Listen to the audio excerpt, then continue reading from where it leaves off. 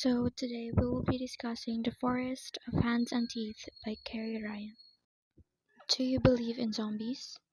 Do you think they really exist or not?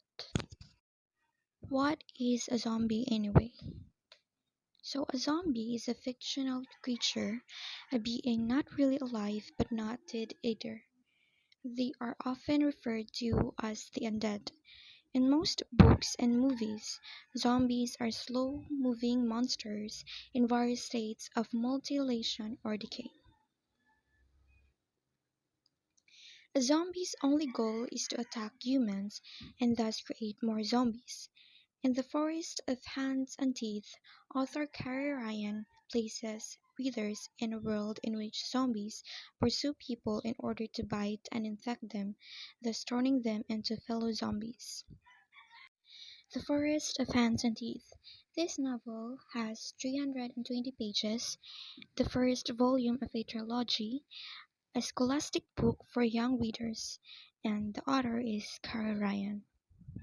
So this novel is post-apocalyptic zombie novel. A village surrounded by fences, beyond lies only forest. So there are so-called sisterhood and guardian and unconsecrated. So what is sisterhood and guardian? Sisterhood is a group of powerful women in the cathedral, and the guardian is the one whose duty is to watch the fence for a breach. Sisterhood is the one who rule the village, and the guardian is the one who watch the fence, and they act like a soldier. And what is the unconsecrated?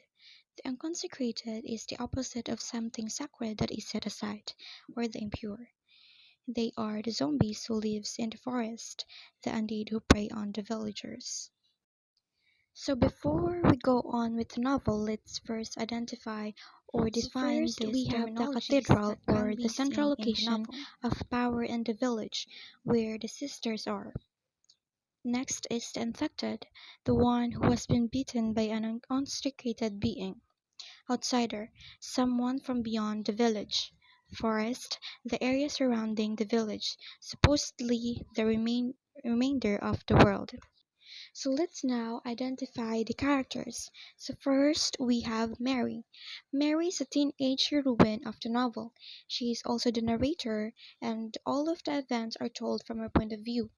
Mary and her community are set in an undetermined post-apocalyptic time where they live in a constant danger from the undead beings called unconsecrated. The unconsecrated roam the vast forest where Mary and many of the characters reside in. For their protection, an immense chain-link fence has been erected around the community. So Mary is romantically involved with Travis, another teenager who lives within their fenced-in community. So next we have Jed.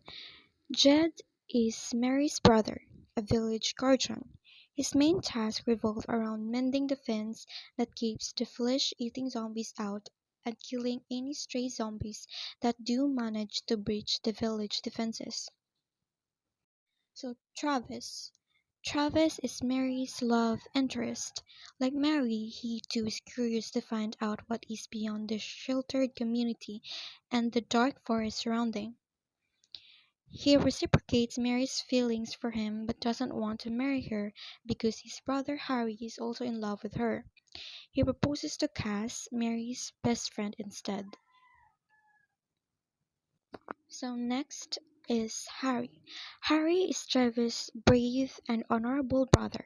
He's completely altruistic, putting the needs of others above his own, and proves him to be a fearless, capable fighter when protecting those whom he loves. He is in love with Mary, but sadly his feelings and affections are not responded to favorably. Beth. Beth is Harry and Travis' sister. Jed's wife. Beth is more of a footnote in the novel, but the events that do happen to her affect the lives of the other characters. His miscarriage, coupled with the death of her mother-in-law, prompts her husband to kick Mary out of their home, creating a deep rift between the siblings. Sister Tabitha is one of the most member and de facto leader of the village and sisterhood. She is a religious zealot, using her beliefs to justify any and all means to ensure the village's safety, especially ethically questionable methods. She believes that the village is the only safe haven against the unconsecrated. Cassandra, or Cass. She is Mary's best friend, initially presented as a sweet, demure young blonde who is in love with Travis. In this time, through her affections switch over to Harry because of her natural sensitivity and circumstances beyond her control. She proves to be a fighter, especially when she assumes the role of surrogate mother to Jacob. She becomes protected of him. Jacob. Jacob is an orphaned boy rescued by Harry and adopted by Cass when the unconsecrated manage to break through the village's fence. Jacob functions more as a plot device than a character, serving to bring to the surface certain characteristics of Cass, such as selflessness and tenacity. Gabrielle. The lone survivor from Village 14, she escapes through the forest after her community becomes overrun with unconsecrated. She eventually manages to find herself in Mary's village. She fuels and steals Mary's resolve to finally leave the village. The Lighthouse Keeper. The nameless lighthouse keeper, who is a mysterious figure that Mary encounters after making it through the forest of hands and teeth. Let's now discuss the plot summary of the novel. So, when the novel begins, Mary lives a simple life in the village that is enclosed by the forest, which is in turn kept out by a fence.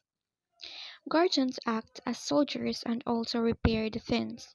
Mary has grown up listening to stories of the ocean told by her mother. A few months before the novel begins, Mary's father went out into the forest, never to return. Mary now awaits one of two futures. Either she will be married or she will be brought to the Sisterhood, a group that controls the village, its laws, and people. The Sisterhood praise God for allowing their village to continue to thrive despite the increasing number of unconsecrated and dead that roam the forest. Mary's mother is ultimately killed by the unconsecrated while looking among them at the fence for her disappeared husband. Mary's brother Jed is enraged by this and sends her to the Sisterhood. At the Sisterhood, Mary is proposed to by Harry, whose sister has married Jed, and whose younger brother Travis is engaged to Mary's best friend Cassandra. But Mary is in love with Travis. Mary consents to Harry's proposal, ultimately hoping she and Travis can find a way to be together.